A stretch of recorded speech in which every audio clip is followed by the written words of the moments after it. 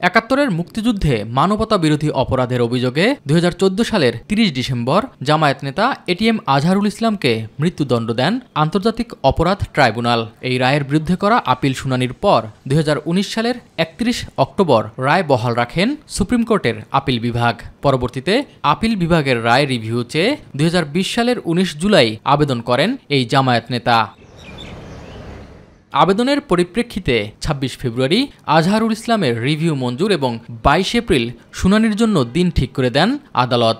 শুনানি শেষে 27 মে রায় ঘোষণার জন্য দিন ধার্য করেন প্রধান বিচারপতি সৈয়দ রেফাত আহমেদের নেতৃত্বে 7 বিচারপতির পূর্ণাঙ্গ আপিল বেঞ্চ। সাবমিশনে যেটা বলেছি যে জনাব এটিএম আজহারুল ইসলাম সহ সকলেই একটি সংঘবদ্ধ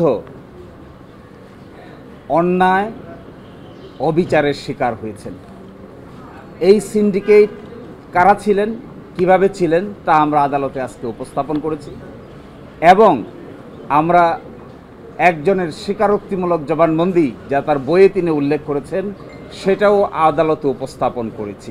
রায়ে ন্যায় বিচার প্রতিষ্ঠার মাধ্যমে নতুন ইতিহাস সৃষ্টি হবে বলে প্রত্যাশা করেন আসামিপক্ষের আইনজীবী।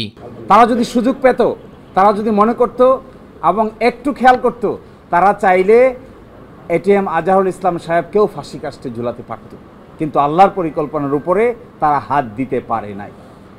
এই কারণেই আজকে আদালতের সামনে আমরা আশা করি আগামী 27 তারিখ যে রায় হবে বাংলাদেশের বিচার বিভাগের ইতিহাসে নতুন ইতিহাস রচিত হবে।